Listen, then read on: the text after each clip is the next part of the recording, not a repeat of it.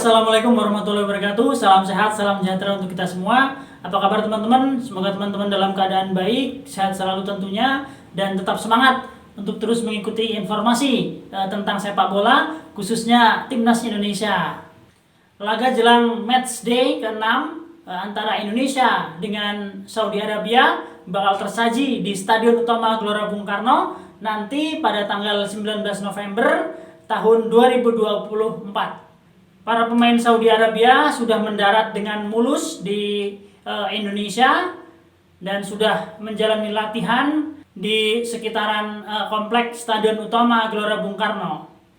Baru datang di Indonesia, dalam perjalanan mereka sudah mengkomplain bahwasanya perjalanan yang cukup jauh dari bandara ke hotel untuk mereka beristirahat.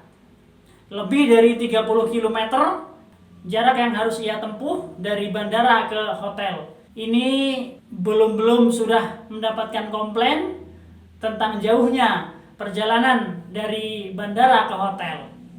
Ya, memang sudah menjadi kebiasaan tentunya bagi para pemain asal Timur Tengah. Kita tahu sendiri bagaimana Bahrain, Qatar, dan Saudi Arabia ini selalu mencari peluang untuk bisa menjatuhkan mental para pemain lawannya. Kita harus waspada dengan banyaknya drama-drama yang tersaji nanti di lapangan, karena memang tim dari Timur Tengah itu memang seperti suka bermain drama-drama yang sangat menyebalkan tentunya. Dan kita tidak boleh terprovokasi, kita harus bisa mengendalikan situasi tentunya dan tidak boleh terprovokasi oleh drama-drama yang dilakukan oleh para pemain Timur Tengah. Pada laga sebelumnya, tim Saudi ini sudah menjalani laga tandang mereka sebelum datang ke Indonesia. Mereka menjalani pertandingan tandangnya di Australia dengan hasil 0-0. Mereka berbagi poin.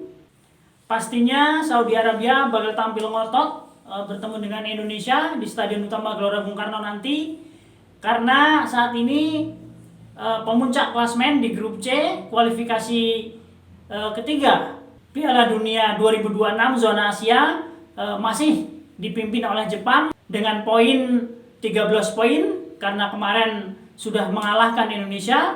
Jadi sekarang Jepang bertengger dengan 13 poin, lalu disusul Saudi Arabia, Australia, Cina, Bahrain, dan Indonesia. Tentunya Saudi Arabia dengan kepelatihan yang baru akan bermain all out untuk mendapatkan 3 poin penuh ketika melawan Indonesia, karena dia juga pasti berharap mengincar 1 tiket ke Piala Dunia nanti lewat jalur runner up. Indonesia sendiri harus menang karena laga ini laga yang sangat krusial bagi timnas, karena kemarin kita sudah kalah, sebelumnya dari Cina kita kalah, lalu dengan Jepang juga kita kalah. Dan laga kali ini laga kandang, laga home yang akan dipertandingkan di Stadion Gelora Bung Karno. Mudah-mudahan kita bisa meraih 3 poin penuh, dan harus meraih 3 poin penuh, karena pertandingan ini adalah pertandingan kunci yang harus kita menangkan. Ini matchday ke-6, berarti masih ada, setelah melawan Saudi Arabia ini masih ada 4 pertandingan lagi yang harus dimainkan. Tapi itu tidak pada tahun ini, karena bertemu dengan Bahrain dan Cina nanti di tahun depan. Kalau tidak salah di bulan Maret akan dipertandingkan laga Indonesia dengan Bahrain dan Cina.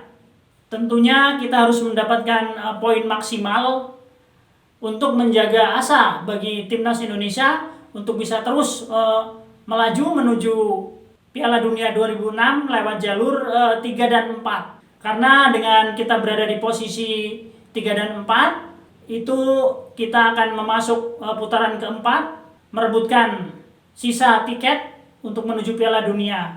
Karena untuk posisi 1 dan 2 itu berat bagi timnas Indonesia.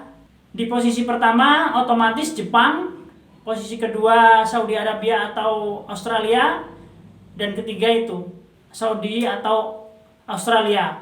Dan posisi keempat ini adalah posisi yang memang diperebutkan antara Indonesia, Cina, dan Bahrain. Mereka berharap bisa maju ke putaran keempat kualifikasi Piala Dunia round 4 untuk meraih satu tiket ke Piala Dunia. Karena memang posisi pertama itu Jepang, mungkin kedua Australia apa Saudi Arabia, ketiganya kalau nggak Australia Saudi Arabia. Jadi posisi keempat ini posisi yang paling ideal untuk diperebutkan oleh tim-tim underdog seperti Indonesia, Bahrain, dan Cina di grup C ini teman-teman. Saat ini kita berada di juru kunci dengan torehan 3 poin, bahkan Cina dan Bahrain itu udah 6 poin. Dan laga kali ini adalah laga yang sangat krusial bagi timnas Indonesia. Harus meraih poin penuh di kandang sendiri. Ini adalah modal yang cukup besar bagi kita untuk meraih kemenangan. Indonesia sendiri di putaran ketiga kualifikasi Piala Dunia 2026 zona Asia ini belum pernah merasakan kemenangan, teman-teman. Mudah-mudahan melawan Saudi Arabia ini kita bisa meraih hasil maksimal agar asa menuju Piala Dunia tetap terus terjaga. Kita harapkan semua dan seluruh supporter timnas Garuda berharap para pemain timnas Indonesia berada dalam kondisi yang fit, yang siap bertempur untuk melawan skuad Elang Hijau. Kevin Dick mudah-mudahan bisa dimainkan, walaupun kemarin melawan Jepang ada sedikit cedera di lututnya. Tentunya para supporter sudah tidak sabar untuk merasakan kemenangan di putaran ketiga kualifikasi Piala Dunia 2026 ini. Saya ulangi sekali lagi teman-teman, kita harus waspada dengan apa yang akan dilakukan oleh tim-tim Timur Tengah. Dia bukan hanya di kandang sendiri, tim-tim Timur Tengah itu biasanya melakukan drama bahkan di saat di kandang lawan. Ini yang harus kita waspadai.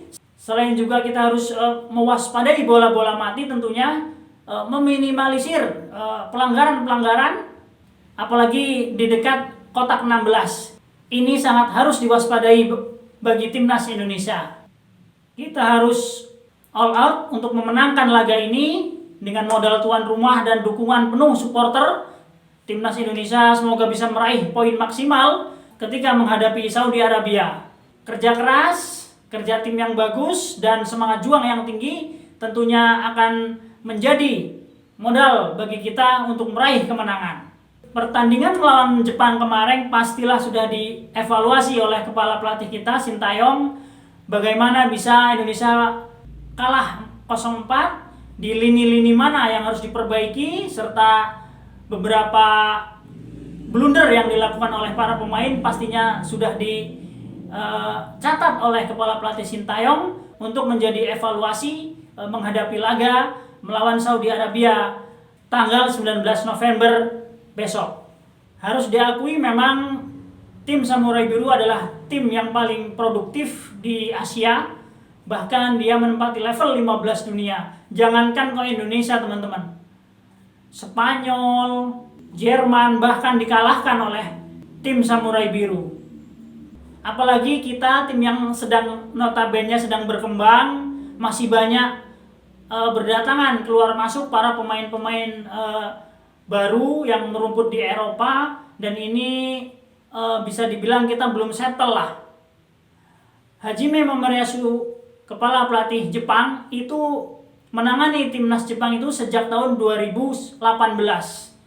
Jadi hampir 6 tahun lebih Hajime Maariyasu ini menangani timnas Jepang. Wajar mereka sudah menemukan chemistry dalam bermain. Kita dengan pemain-pemain baru yang sedang beradaptasi tentunya kita harus akuilah para pemain kita belum mempunyai chemistry seperti pemain Jepang. Ya, kita sedang berkembang, kita sedang berproses. Kita apresiasi kepada para pemain dan pelatih tentunya hingga berada di titik ini teman-teman. Memang tidak mudah karena di putaran ketiga ini kita bertemu dengan tim-tim top Asia, apalagi kita berada di grup yang banyak sekali para langganan Piala Dunia seperti Jepang, Saudi Arabia, dan Australia adalah negara yang menjadi langganan Piala Dunia tentunya.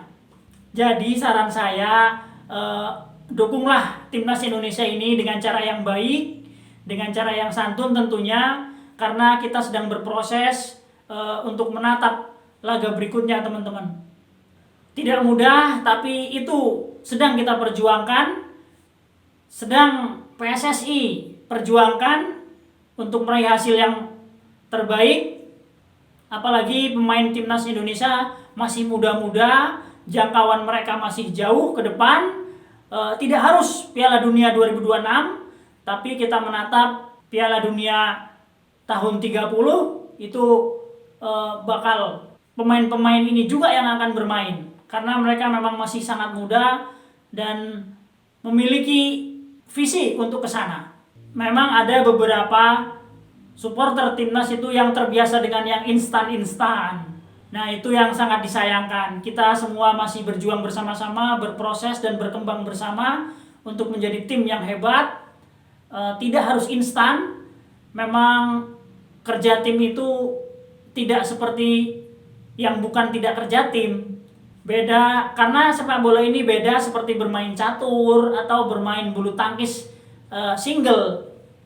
Ini 11 orang yang harus disatukan dengan visi yang kuat dan ikatan batin yang kuat serta chemistry tentunya bagi tiap-tiap pemain.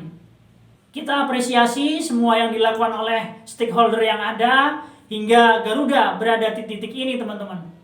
Kita apresiasi juga kerja keras Bapak Ketum kita dan kolega yang mengantarkan Indonesia sampai ke round 3 kualifikasi Piala Dunia 2026 zona Asia ini. Doa dan harapan kita tentunya yang terbaik buat timnas Indonesia. Dukung terus timnas Indonesia tanpa kenal lelah agar Indonesia bisa meraih mimpinya mendapatkan 1 tiket ke Piala Dunia 2026 di Amerika, Meksiko, dan Kanada. Saya Arsil Sidik, Papan Skor mengabarkan.